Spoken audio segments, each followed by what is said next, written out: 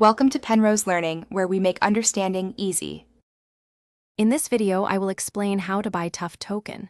We will begin by guiding you through the simple process of setting up your Trust wallet. Next, you will learn how to fund your wallet with the necessary cryptocurrency, typically BNB Smart Chain.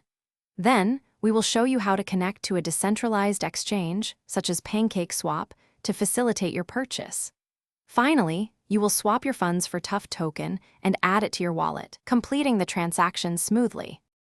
To start, download the official Trust Wallet application from your device's App Store.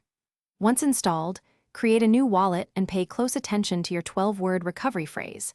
It is crucial to write this down and store it in a very safe, private location. Remember, never share this phrase with anyone, as it grants full access to your funds. Finally, make sure the dApps browser is enabled in your wallet settings for seamless access to decentralized applications. Now you will need to fund your Trust wallet. Begin by purchasing Binance Coin, or BNB, from a reputable centralized exchange. Once acquired, transfer this BNB to your Trust wallet, ensuring you select the BNB Smart Chain network for the transaction. Next, open the dApps browser within Trust Wallet and go to PancakeSwap.